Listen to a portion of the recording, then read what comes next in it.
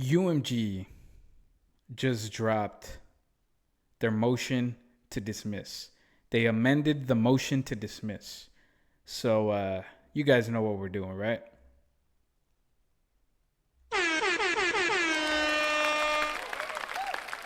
What's going on, Ya Tu Sabes community? It's your boy J Tom Reactions, and I'm here today. This is what we're doing today. Holy shit. Yeah, let's get right into it, man. Before I get to it, though, for everybody in the back, yeah, I'm talking to you guys. Yes, I'm talking to you.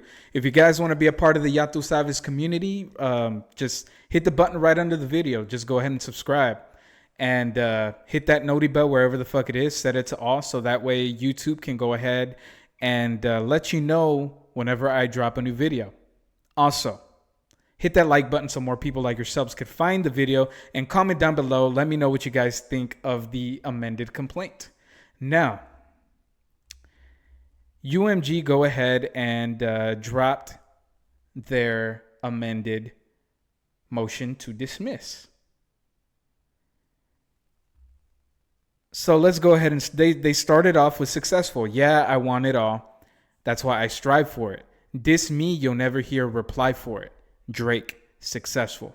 For the most part, everything is the same as what it was the last time that they went ahead and did the motion to dismiss.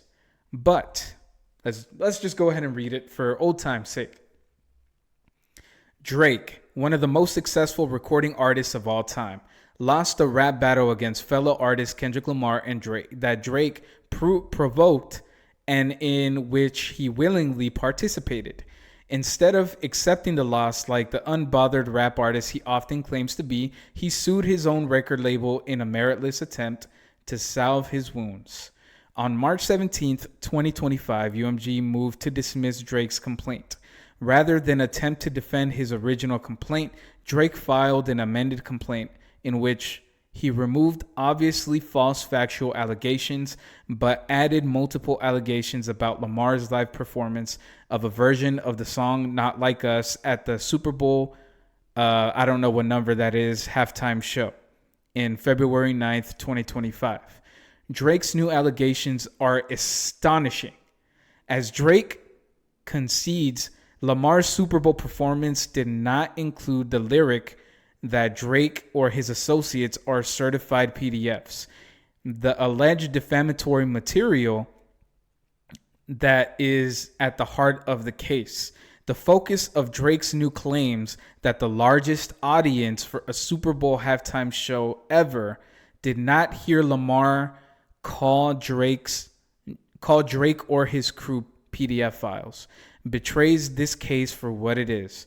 Drake's attack on the commercial and creative success of the rap artist who defeated him rather than the content of Lamar's lyrics. The amended complaint is without merit and should be dismissed with prejudice. So the introduction, it basically gives everything that, Drake did. In 2024, two of the most popular recording artists in the world, Kendrick Lamar, and Aubrey, or aka Laubrey Drake Graham, engaged in a high-profile battle. Over the course of approximately 2 months, they exchanged increasingly vitriolic and incendiary diss tracks, sometimes responding within hours of each other. Drake encouraged the feud when he felt at one point that Lamar was taking too long to respond. Drake released a recording goading Lamar to continue the rap battle. Lamar did just that. And collectively, Drake and Lamar released a total of 9 tracks taking aim at each other.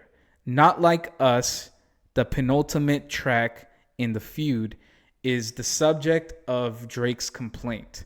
The recording was released by Lamar through defendant UMG on May 4th, 2024, and was a massive success. The record was the best selling rap recording of 2024 and has become the ubiquitous cultural phenomenon. Let's continue. Like all of the recordings in the feud and like the many notorious diss tracks throughout rap's history, Not Like Us consists of a series of hyperbolic insults. Drake was pleased to use UMG's platform to promote tracks leveling similarly incendiary attacks at Lamar, including that Lamar engaged in domestic abuse and that one of Lamar's managers is the true father of Lamar's son. That's that Dave Free line, right? But now, after losing the rap battle, Drake claims that Not Like Us is defamatory. It is not. It is not. While the complaint focuses almost entirely on Not Like Us, it disregards the other diss tracks that surrounded Not Like Us as well as the diss track genre, and thus critically ignores the context of the dispute. Assessed in context, as it must be, Not Like Us conveys non-actionable opinion and rhetorical hyperbole. Indeed, diss tracks are a popular and celebrated art form centered around outrageous insults, and they would be chilled if Drake's suit were permitted to proceed. Drake also alleges that Not Like Us constitutes second-degree harassment, but sues under a criminal statute that has no private right of action and does not prescribe speech. Finally, Drake claims that UMG's promotion of Not Like Us violates New York General Business Law 349, but fails to allege any of the elements for that claim. Anybody in the comment section, if you're a lawyer, go ahead and let me know what 349 is. New York General Business Law 349. All right, go ahead and let me know that. Less than 3 years ago, Drake himself signed a public petition criticizing the trend of prosecutors using artists' creative expression against them by treating rap lyrics as literal fact. Wow. Drake. And here you are suing again. See UMG's request for judicial notice, RJN. EX example A. As Drake recognized, when it comes to rap, the final work is a product of the artist's vision and imagination. Drake was right then and is wrong now. The complaints claim against UMG are no more than Drake's attempt to save face for his unsuccessful rap battle with Lamar. God damn. The court should dismiss the amended complaint with prejudice. Statement of facts. The parties. Okay, let's check this out. Defendant UMG is a global music company. UMG represents artists through inter alia, recording, distribution, publishing, and helps maximize their commercial success and global distribution network. Okay, Drake is an internationally known artist. Okay, Drake signed with UMG through UMG's Republic division. Okay, and extended his contract in 2022. Drake's partnership with UMG has been hugely successful. He is one of the best-selling artists. UMG also represents Lamar through UMG's Interscope division. Let's see. Lamar is also a highly successful rap artist. Drake and Lamar engage in a vitriolic rap feud. This is where it gets spicy. It just gets intense. Drake and Lamar engage in a vitriolic rap feud. Not Like Us was released as a part of a rap beef between Drake and Lamar. The artist's feud reportedly traces its origins back more than a decade. Y'all see that? Back more than a decade. But broke into the public domain in early 2024 when Drake and Lamar began trading diss tracks, sometimes within the same hour.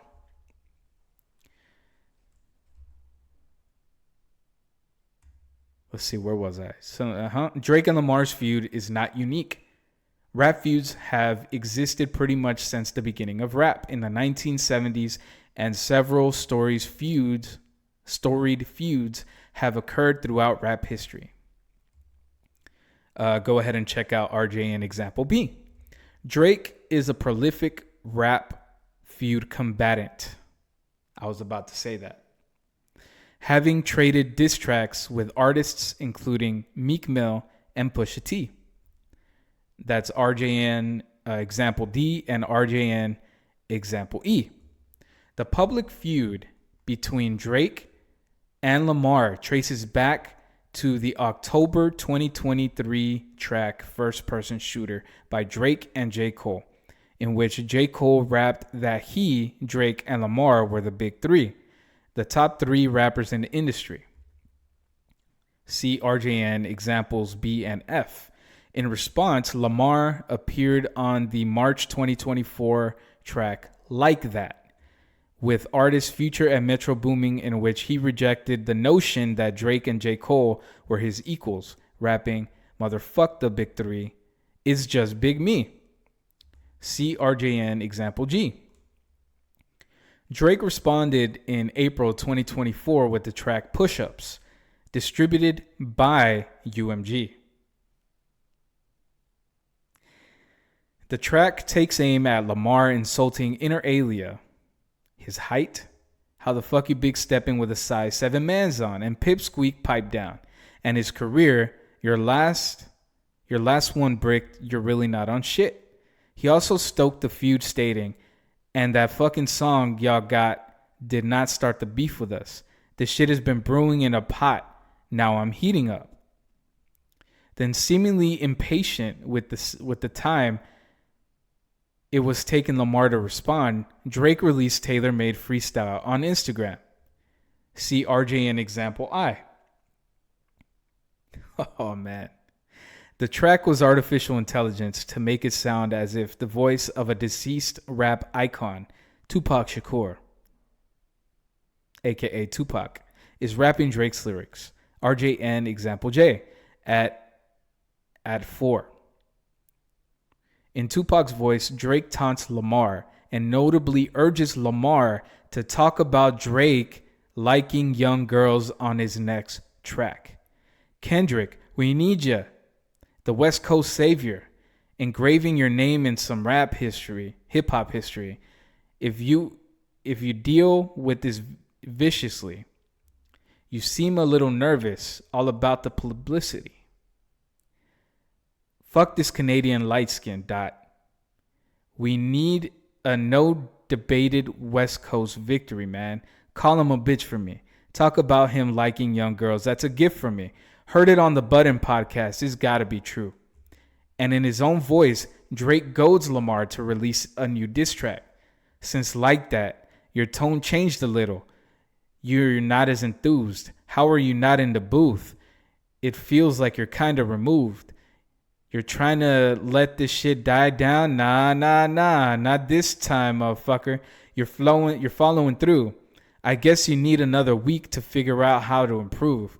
What the fuck is taking so long? We waiting on you." Oh, man. Hey. Lamar responded with 2 tracks, Euphoria, released by UMG on April 30th, followed by 616 in LA, released by Lamar on Instagram on May 3rd. Lamar raps of Drake in Euphoria, "A pathetic master manipulator, I can smell the tails on you now. You're not a rap artist, you're a scam artist with the hopes of being accepted." He criticizes Drake's music. "I make music that electrifies him, you make music that pacifies him," and attacks his use of Tupac's voice. A Canadian person makes Pac turn in his grave. His parenting. "I got a son to raise, but I can see you don't know nothing about that." And his character and identity. "I hate the way that you walk, the way that you talk. I hate the way that you dress. I hate the way you sneak this. If I catch flight, it's going to be direct. How many more fairy tales about your life till you had enough? How many more black features till you finally feel that you're black enough? Lamar's insults continue in 616 in LA, where he raps that members of Drake's team are disloyal. Have you ever thought that OVO is working for me? Fake bully, I hate bullies. You must be a terrible person. Everyone inside your team is whispering that you deserve it. Drake responded on the evening of May 3rd with the track Family Matters, distributed by UMG. The track is a scathing attack on Lamar, laden with hyperbolic slurs. Drake attacks Lamar's authenticity. You just acting like an activist is make-believe, mocks his height. He always said I overlooked them. I was just staring straight. These bars go over Kenny's head no matter what I say. States that Lamar cheats on his fiance. Why did he move to New York? Is it because you're living that bachelor life? Proposed in 2015, but don't want to make her your actual wife. I'm guessing this wedding ain't happening, right? Because we know the girls you actually like. Your darkest secrets are coming to light. And asserts that one of Lamar's children was fathered by one of his managers, Dave Free. Your baby mama captions always scream and save me. You did her dirty all your life. You trying to make peace. I heard that one of little kids might be Dave Free. Don't make it Dave Freeze. Because if your GM is your BM, secret BD, then this is all making pretty fucking sense to me.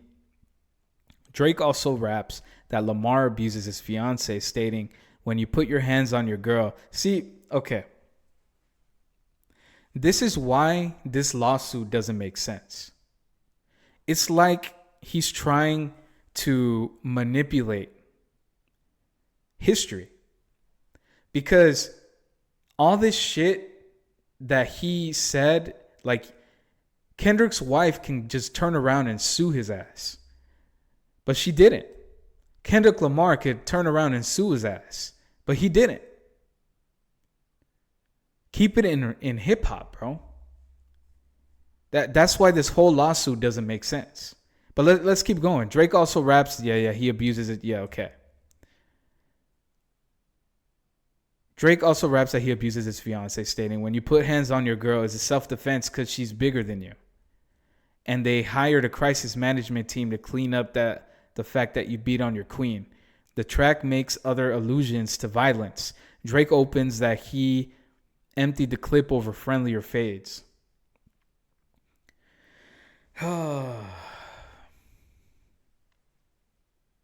Man.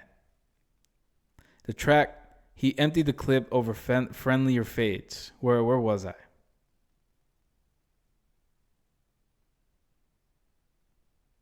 Okay.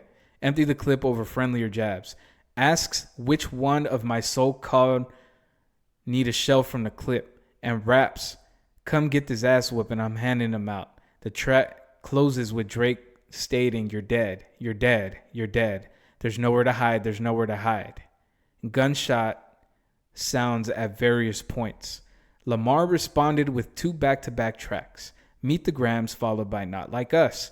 In Meet the Grams, Lamar directs his insults to Drake and members of his family.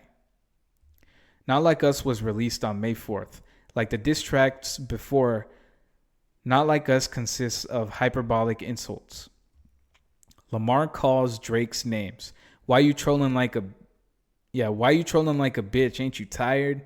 And it was God's plan to show you the liar. Mocks Drake's brand. What OVO for? The other vaginal option? Pussy? And what is the owl?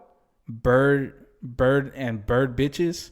Makes hyperbolic threats of violence. You think the Bay gonna let you disrespect Pac? I think the Oakland show's gonna be your last stop. Attacks Drake's relationships, including alleging that Drake had relations with rapper Lil Wayne's girlfriend. Fucked on Lil Wayne's girl while he was in jail. That's conniving. And calls him a fucking colonizer. Inferring Drake exploits other artists for financial benefit. Taking up Drake's invitation in tailor-made freestyle to talk about Drake liking young girls. Lamar also makes various statements referred to in the complaint, including, "Say Drake, I hear you like 'em young. You better never go to cell block 1. Talk to any bitch that talk to 'em and they in love. Just make sure you hide your little sister from 'em. And why you trolling like a bitch? Ain't you tired? Trying to strike a chord and it's probably A minor." He also raps, "And Baka got a weird case. Why is he around? Certified lover boy, certified," and states, "And your homeboy needs subpoena. Them predator moving flocks. That name got to be registered and placed on neighborhood watch." Drake responded the following day with The Heart Part 6. There, Drake doubles down on the statement that one of Lamar's children was fathered by Mr. Dave Free. And why isn't Whitney denying all the allegations? Why is she following Dave Free?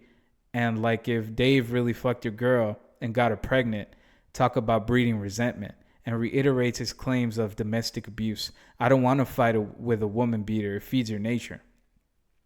Drake states that he expected the alleged defamatory statements and Not Like Us. "This Epstein angle was the shit I expected. TikTok videos you collected and dissected," and denies them. "Only fucking with Whitney's, not Millie Bobby Brown's. I'd never look twice at no teenager." The track also contains further references to violence, including, "I'll slit your throat with a razor." And yeah, "bullets that I'm stuffing in each chamber. Your ass is in extreme danger." That's what I'm saying. Kendrick could have turned around and just fucking destroyed him for that shit. Let me know in the comment section. We're nowhere near done. Let me know in the comment section what you guys think of this so far. They're pointing out shit that Kendrick Lamar could have sued. They're pointing out all the stuff that Drake did in the battle, and why is he suing, pretty much. Why is he suing us? So Not Like Us is a massive commercial and artistic success. Lamar is widely perceived to have won the rap feud. Ultimately, I do think Kendrick did come out on the superior end of the quarrel. We can say Kendrick has won. Not Like Us has been a massive commercial and artistic success. It was the best-selling rap song, deemed the biggest moment in the song. Yeah. Collective, okay, including Rap of the Year. Okay, yes. We read that. Legal standard. Here we go. Here's the argument. Like, comment, and subscribe. Let me know what y'all think so far, man. Drop it in the comment section. Let's go. A complaint must plead enough facts to state a claim to relief that is plausible on its face. The court can credit only well-pleaded, non-conclusionary factual allegations. In certain circumstances, the court may permissibly consider documents other than a complaint in ruling on motion under Rule 12b-6, Roth versus Jennings 489, including documents incorporated into the complaint by reference and matters of which a court may take judicial notice. Including the fact that the press coverage contains certain information. In particular, courts will take judicial notice of documents. Let's see what that says right there. Drake contends that the decision not to include the word PDFs as used in the phrase certified PDFs in Lamar's Super Bowl performance could only reflect that the language is defamatory, but ignores any number of other explanations for the decision, such as threats by Drake of additional meritless litigation. There is particular... Damn, I skipped all that shit. In particular, courts will take judicial notice of documents that provide necessary context for defamation claim.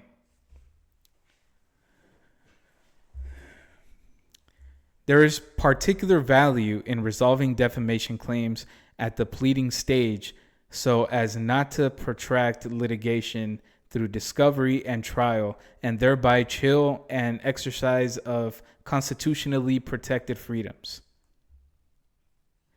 In defamation case Rule 12b-6, not only protects against the costs of meritless litigation, but provides assurance to those exercising their First Amendment rights that doing so will not needlessly become prohibitively expensive. Drake fails to state a claim for defamation. Drake, who had no concerns using UMG's platform to publish slurs about Lamar during their rap feud, now claims Not Like Us is defamatory. These allegations, directly aimed at chilling legitimate artistic expression safeguarded by the First Amendment and New York law, are meritless. Drake fails to state a claim for defamation because Not Like Us conveys non-actionable opinion and rhetorical hyperbole, not fact, and because he does not adequately plead that UMG acted with actual malice. Dog, that's a shot. That is a shot. So, to the alleged defamatory material is non-actionable opinion and hyperbole. Now, why is it a fact? Because Drake hasn't actually listed anywhere where UMG has acted with malice. It's a shot because he can't prove that shit. The alleged defamatory material is non-actionable opinion and hyperbole. To be defamatory, a publication must convey fact, not opinion or rhetorical hyperbole.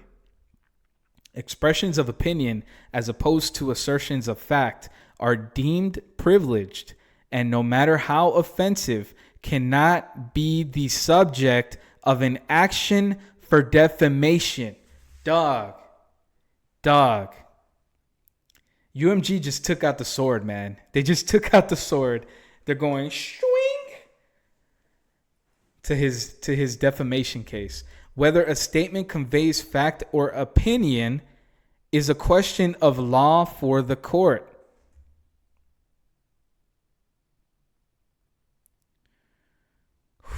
Question of fact versus opinion is approximately raised at the motion to dismiss stage.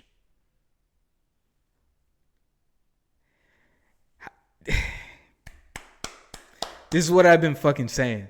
You can't prove that people have been looking at it as a fact. There's no way to convey an opinion as fact. The concept of opinion has come to mean more than it does outside the liable law context.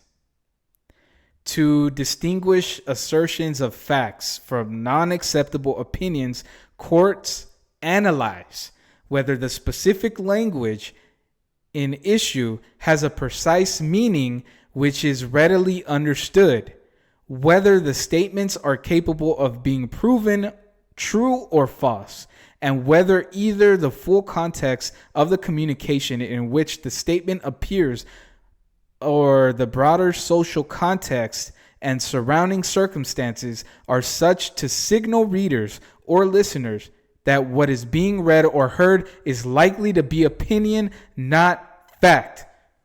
That's legal jargon for what I've been saying, man. At the crux, the question for the court to resolve as matter of law is what an objective, reasonable person hearing that statement would take it to mean. In this assessment, context is key. The Court of Appeals of New York has consistently focused its analysis on the overall context in which the complained of assertions were made. This includes both the immediate context in which the disputed words appear, as well as the larger context in which the statements were published, including the nature of the particular forum. Courts must look to tone, purpose, and setting.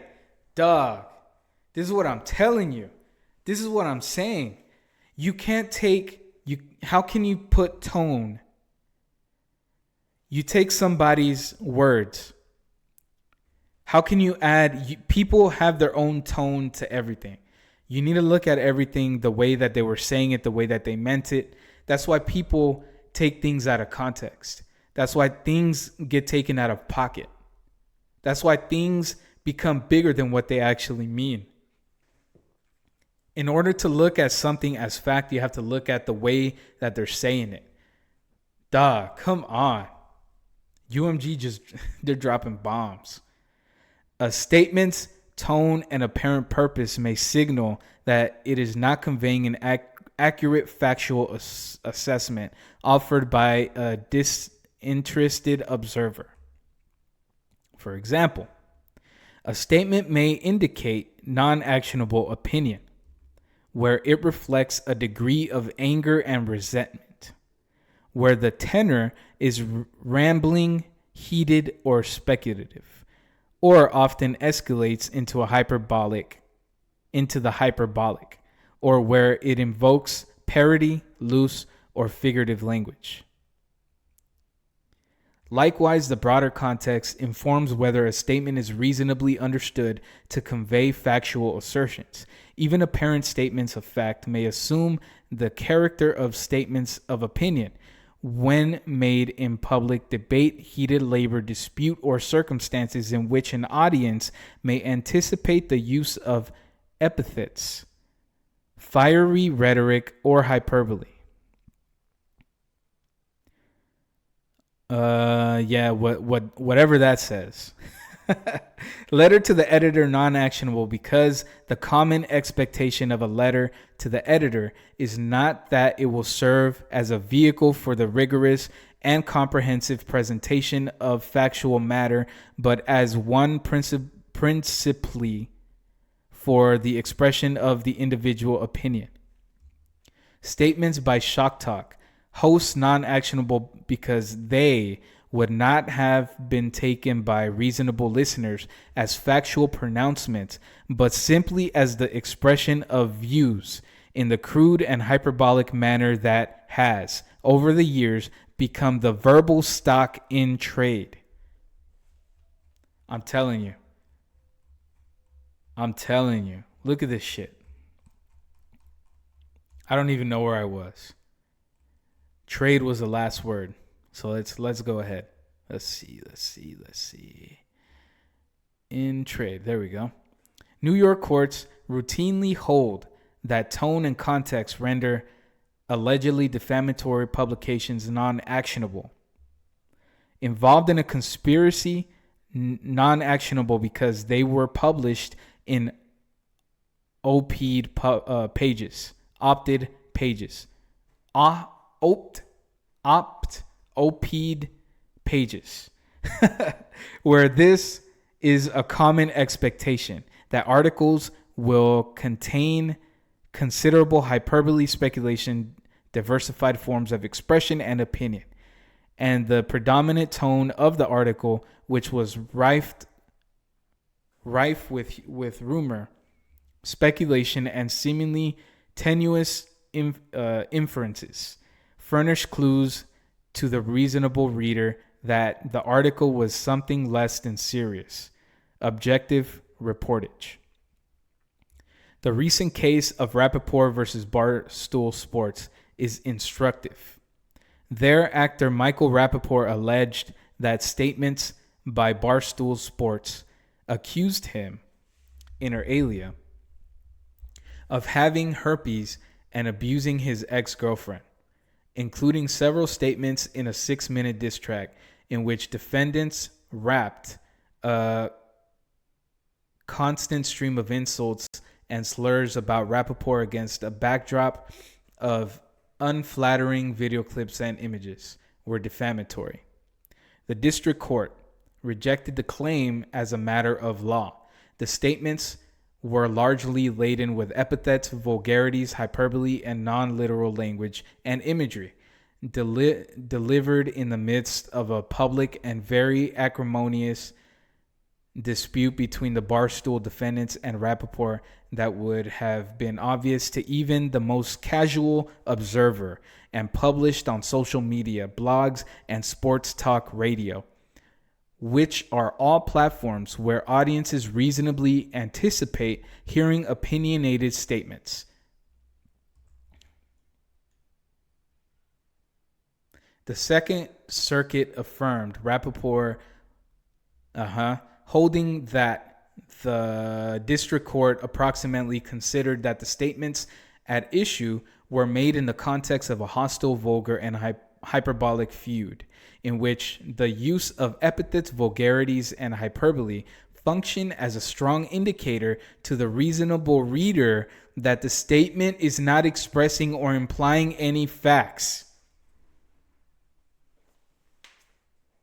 Mic drop. But they continue going. They drop the mic, but they continue going. God damn. These conclusions apply equally here. Considered in context, as is required, Not Like Us conveys hyperbole and opinion, not fact.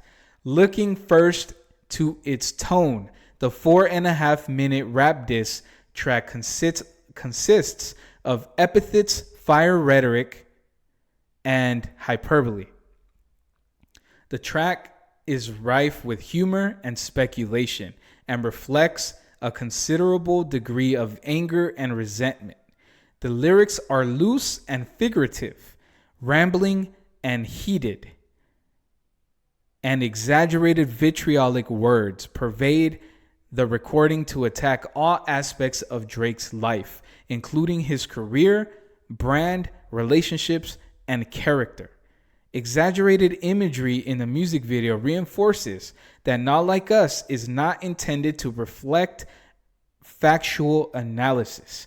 The video opens with Lamar whispering to the clown that he sees dead people, a nod to the film The Sixth Sense, implying hyperbolically that Drake has been defeated in the rap battle. The video also shows Lamar defeating an owl piñata with the disclaimer no OV hoes were harmed during the making of this video. The imagery reinforces the non-factual nature of Not Like Us. No reasonable listener would require a disclaimer that the piñata is not literally Drake and his crew. The imagery is satirical, figurative, and vitriolic, signaling to the audience that the video does not convey sober factual analysis. I'm telling y'all. I am telling y'all. They have gone off. Likewise, the cover image of Drake's Toronto house is obviously doctored, further unscoring the non-factual nature of Not Like Us. Again, no reasonable viewer would believe that the image of Drake's mansion with 13 SA offender markers is real. The image is hyperbolic and exaggerated, conveying opinion, not fact. Damn. The broader context reinforces that Not Like Us is non-actionable. The alleged defamatory context was published in connection with a rap diss track, hardly a forum that a reasonable person would expect to convey rigorous factual content. And Not Like Us was Lamar's culminating track in one of the nastiest lyrical warfare feuds. Y'all, go ahead, drop what you guys think so far of the document. Let me know if I missed anything juicy. You know, I'm reading it and I'm reacting to it at the same time. So in real time, this looks a certain way to me, but when I go back, it may look a certain way. So I may go back and take a look at this, later on. But let's continue reading. In the broader context reinforces that Not Like Us is non-actionable. The alleged defamatory content was published in connection with a rap diss track. Hardly a forum that a reasonable person would expect to convey rigorous factual content. And Not Like Us was Lamar's culminating track. Yeah, I read all that in recent history. It followed the release of 7 preceding tracks in which Drake and Lamar hurled increasingly vitriolic allegations, including Drake's slurs that Lamar's son was fathered by someone else and that Lamar physically abuses his fiancée. If there was circumstance for the audience to anticipate the use of epithets, fiery rhetoric, or hyperbole, this is it. If statements in a letter to the editor are non-actionable because a common expectation is such, letters do not serve as a vehicle for rigorous and comprehensive presentation of factual matter.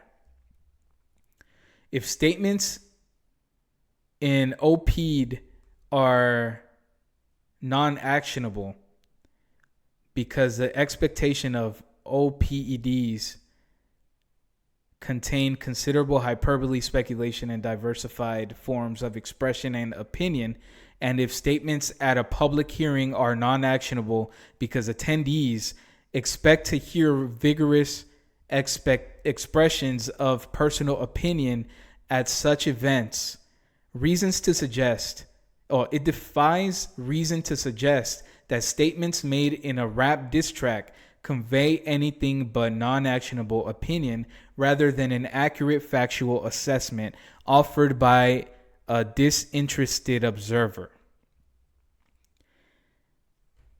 They're basically trying to break down reasons why everything that Drake said and all the people that he pulled in, everybody, dissing Drake on the Not Like Us video, writing down people like meow meow 1 2 3 4 meow and I'm a Chicken Little, like using people like that for examples is, it's not possible. You can't prove that, and it's not possible to prove writings in court unless you have the tone.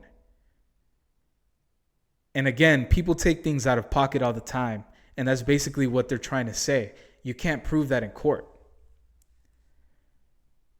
And it's basically an opinion. In a strained attempt to justify his claim, Drake points to a selection of cherry-picked anonymous online comments, which he says evidence that the average listener or viewer has understood to reflect factual assertions about Drake rather than art and hyperbole. This argument is easily dismissed. As discussed, the assessment of whether an impugned statement is non-actionable opinion is a question of law or the court based on an objective, reasonable, or average person standard. The subjective opinions of a handful of people do not factor in, particularly where, as here, they are found in anonymous online comments, which are notoriously unreliable.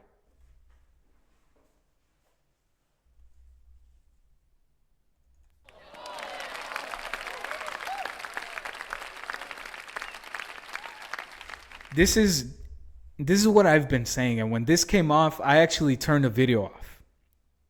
I couldn't record anymore. In Drake's lawsuit, when I was reading it, I couldn't read anymore because it was so out of left field, so out of pocket. Putting somebody like let me continue reading so you guys could see. Anonymous online comments are inherently unreliable.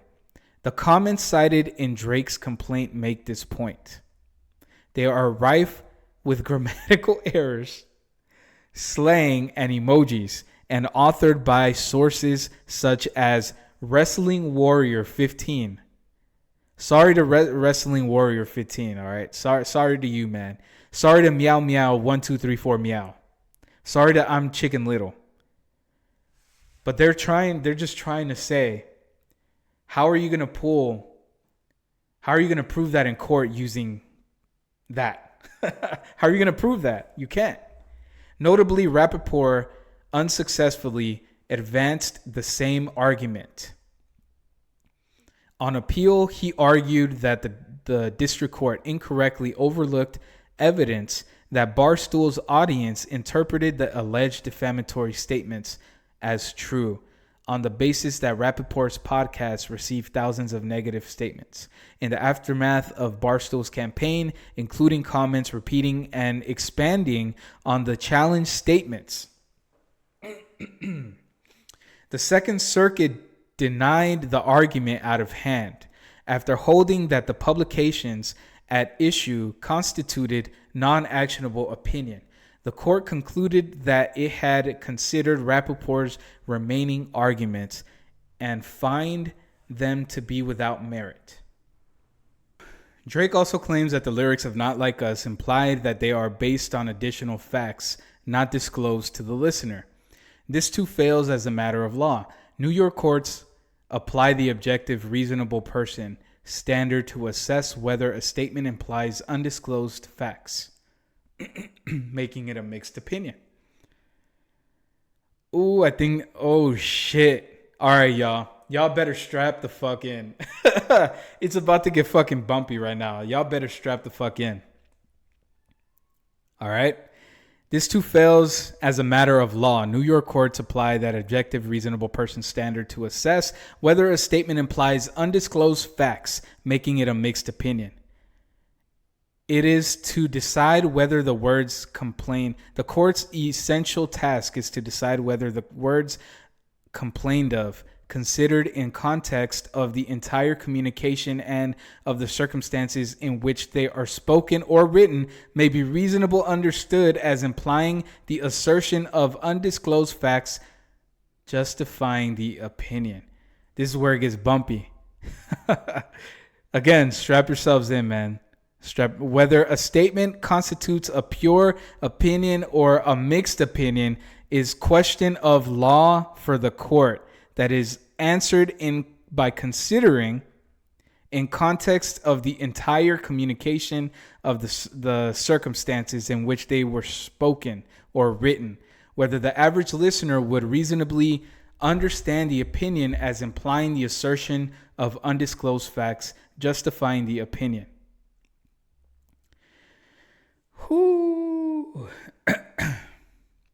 Drake points to two lyrics to support his argument that Not Like Us leaves an unmistakable impression that is based on undisclosed facts.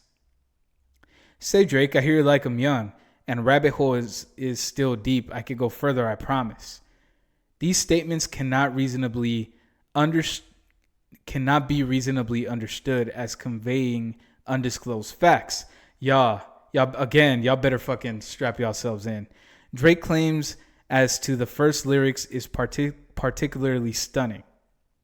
As noted above, Drake himself goaded Lamar to talk about Drake liking young girls. That Lamar then does not convey anything other than Lamar accepting Drake's invitation. I didn't know you could put comedy in this shit, bro. Here we go. In all events, the statements are too vague to support the weight that Drake gives them as they have. No premise, meaning which is readily understood. Hey, crowd, silence down. Silence. Silence in the court. We're reading this shit. More fundamentally, for reasons of tone and context already discussed, these rhetorical statements fail to imply any factual basis for the lyrics in Not Like Us. The decision in Lunaza is illustrative. The court, man, I'm sorry. I went for a water break. That's what happened. I went for a water break.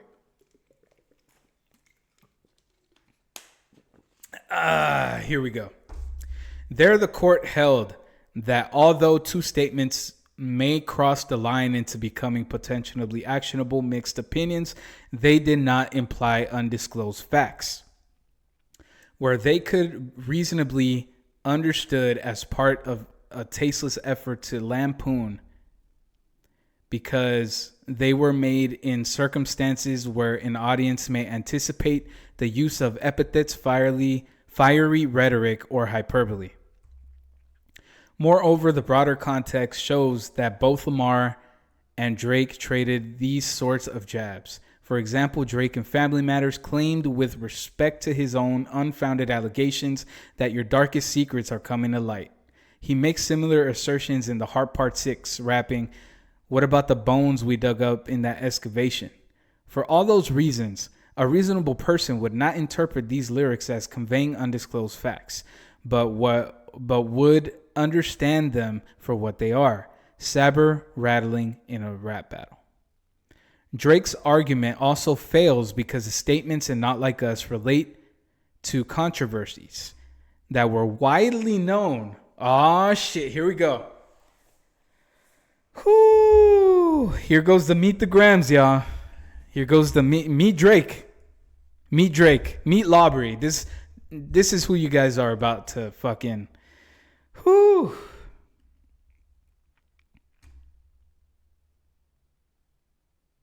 Here we go.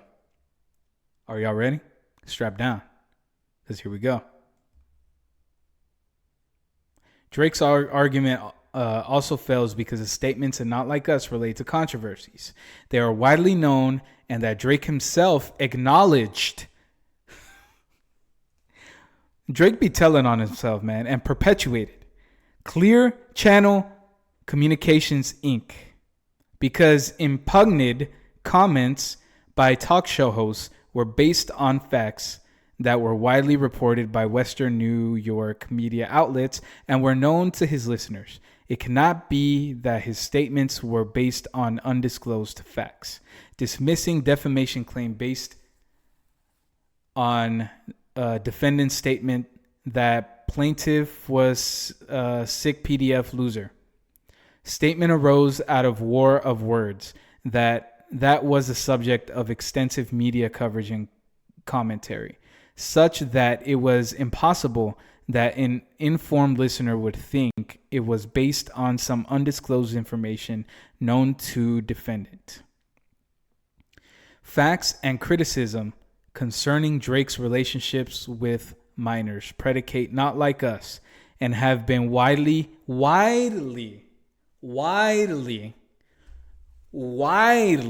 reported. Noting that Lamar is indicting Drake for years of rumors and speculations around his misbehavior around minors, and that Millie Bobby Brown is one of the things that most people are aware of when it comes to Drake and rumors around him.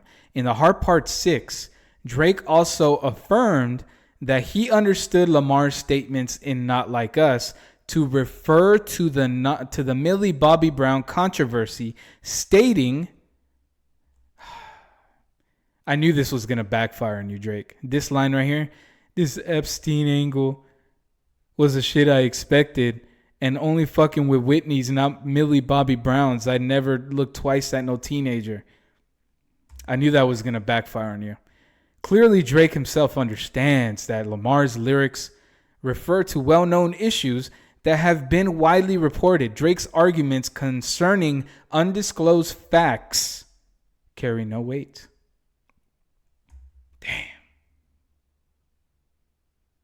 Damn.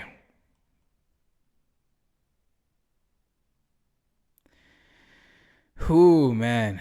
We just have a couple more sections to go. Just a couple more sections. Here we go. Here we go, y'all. We're almost done. Psych. Drake cannot allege that UMG acted with malice. Drake's claim should also be dismissed for failure to plead actual malice. A public figure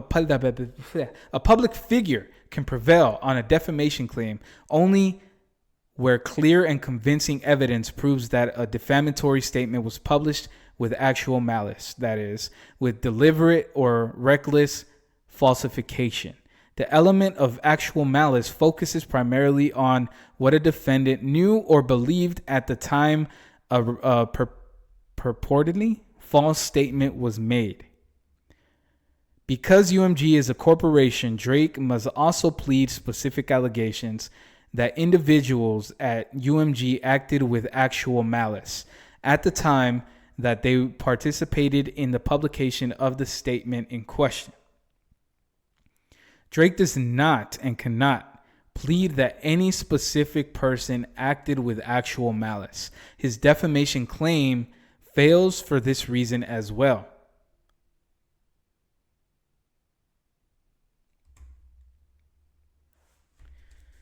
Oh, man.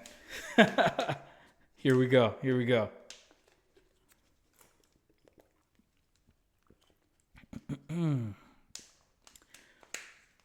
Drake fails to state a claim for second-degree harassment.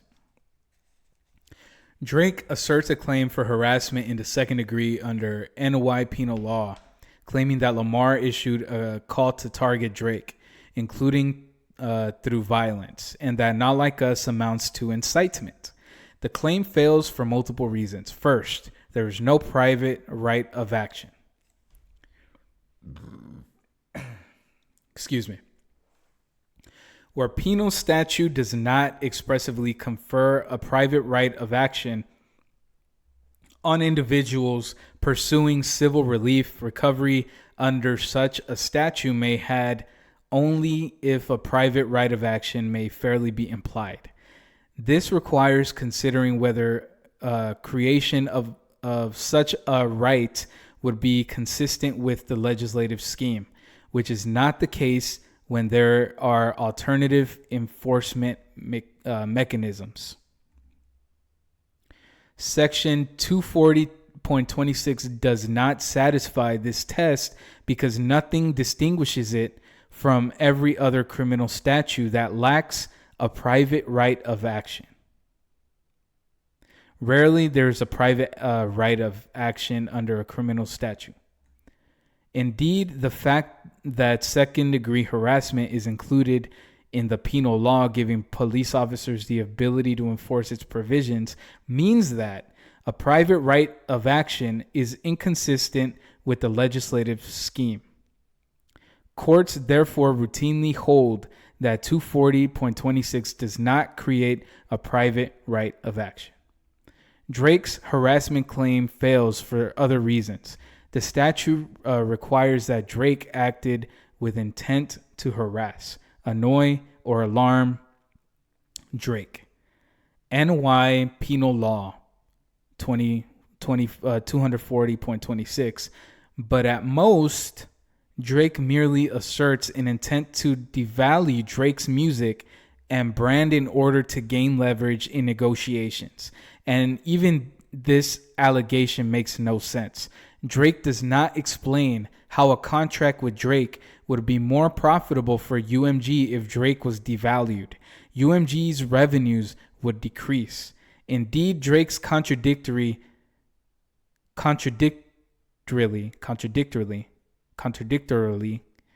alleges that UMG had the opposite incentive with respect to re-signing Lamar. Furthermore, 240.26's prohibition on a harassing course of conduct does not prescribe pure speech, which is what is at issue here. Course of conduct statute constitutional only because it criminalized conduct without regard to the content of any communication.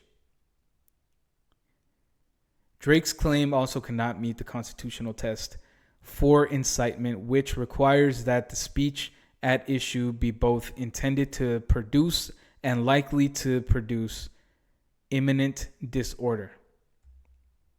Drake nowhere alleges that UMG intended to cause violence against him, nor are the lyrics of Not Like Us likely to produce imminent lawless action.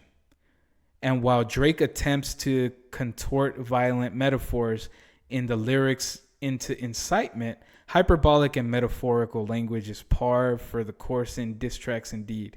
Drake's own diss tracks employed imagery far more violent, with such lyrics as, "You're dead, there's nowhere to hide, and I'll slit your throat." Finally, Drake fails to allege that UMG acted with no legitimate purpose in publishing and promoting Not Like Us. The phrase no legitimate purpose means the absence of a reason or justification to engage someone other than to hound, frighten, intimidate, or threaten. Here, Drake expressively alleges that UMG's motives with respect to Not Like Us were financial. Damn, y'all. Again, let me know what you guys think in the comment section. This shit is crazy, y'all. This shit is crazy. Whew. And if you guys haven't subscribed, everybody in the back, man. Y'all people, I'm talking to the people in the back who haven't subscribed, and you guys are here to watch this shit, and you guys like me going through this, for everybody in the back. I'm talking to you. Okay? Go ahead and hit that button on the bottom of the video, okay? Go ahead and do that for me. Now, let's continue to read this, man. Hoo-wee! Immediately after the release of Not Like Us, Drake started making baseless accusations that Lamar was using surreptitious,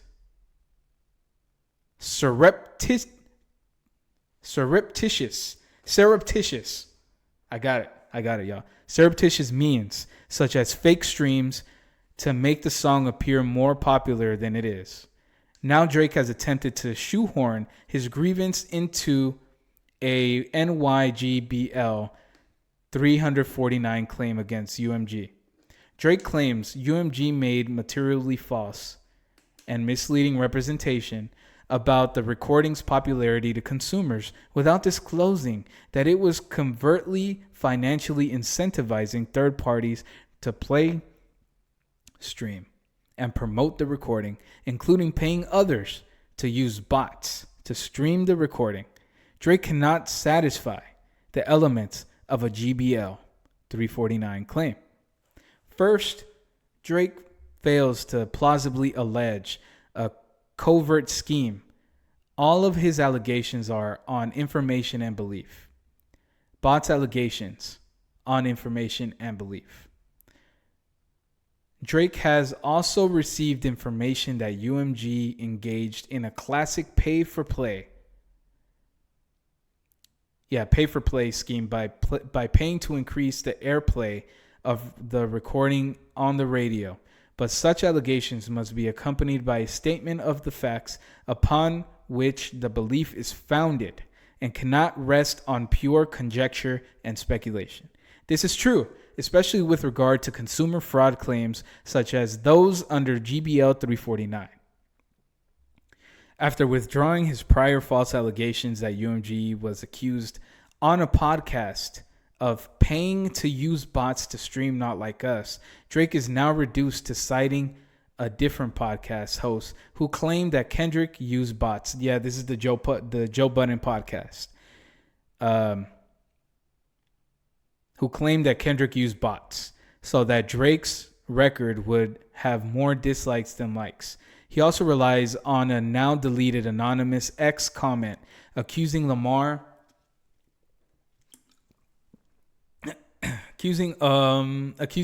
of buying promo to clown Drake's lawsuit, not to promote Not Like Us. As well, another post claiming that UMG and Lamar used the bot streamer. Courts reject such online comment-based pleading because online comments utterly fail to make plausible the underlying factual claims. Thus, these comments cannot save Drake's information and belief allegations. Drake's remaining allegations are more speculative, such as two X posts from July 2024 showing Not Like Us being recommended to Spotify users who searched for rap artists. Drake also fails to plausibly allege that UMG had actual knowledge of any conduct or accusations concerning Lamar. Plaintiffs do not sufficiently allege actual knowledge despite alleged knowledge of 3 online comments. Moreover, Drake cannot allege that any representations about the recording's popularity to consumers were actually deceptive or misleading in a material way. Drake does not and cannot allege that Not Like Us would not have been an immense success had it not been for the alleged financial incentives at issue. That is, there are no alleged false or deceptive statements, even assuming that these payments occurred. Nor does Drake allege that knowledge of these alleged covert payments would be material to consumers. After all, there is no obligation under GBL 349 to provide whether information a consumer might like to know.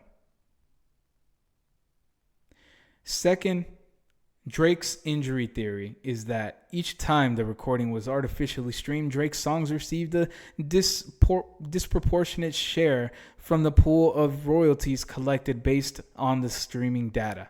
And two, every time the recording was played on the radio, Drake lost the opportunity for one of his songs to be played. But such far-fetched claims are non-cognizable. The proposition that a Drake song would necessarily have been played instead of Not Like Us is pure It's pure speculation. Rejecting speculative injury. Speculative causation is insufficient to support 349 claim. Nor does Drake allege how either claimed injury was caused by a failure to disclose the alleged financial incentives. That is, how they were a result of the deception. And in any event, Drake's GBL 349 claim fails because he only alleges injuries that are indirect, injuries purely contingent on harm to third parties.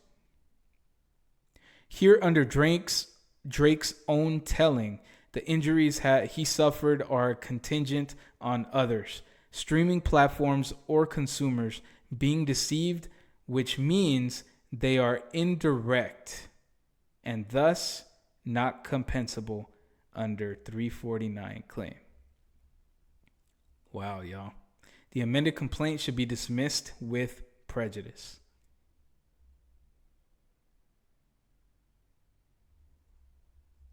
Y'all, we did it. I did it. What? Only an hour? That's it? Come on, man. Tell me what you guys think. God damn, my voice is almost gone. Tell me what you guys think in the comment section. Let me know what you guys thought. In conclusion, this was Drake's downfall. I think that the court hearing might get dismissed because he couldn't prove anything. He can't prove anything. And in order to prove malice, in order to prove all this stuff, you have to have actual facts. And I don't think that they have that. So I think it's going to get dismissed. And to prove that people thought it was actual fact for the defamation, you can't prove that because you only got what? You got 10 comments of people saying that, but you didn't get the other hundreds of people saying that you didn't do those things. That's something that you can't prove. But yeah, those are my thoughts. But tell me what you guys thought of the video. Let me know. If you guys in the back haven't become a part of the Ya Tu Sabes community, I'm talking about you guys. Yes, you. Go ahead and hit that subscribe button right under the video. All right.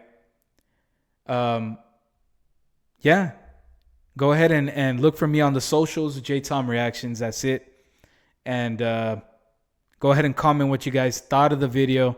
Go ahead and like the video so more people like yourselves can find the video. And hit that noti bell wherever the fuck it is. Set it to all so YouTube can let you know whenever I drop a video. This has been your boy JTom Reactions. I'm out this bitch. Like, comment, and subscribe. I'm out this bitch. Ya Tu Sabes. You already know. Let's go.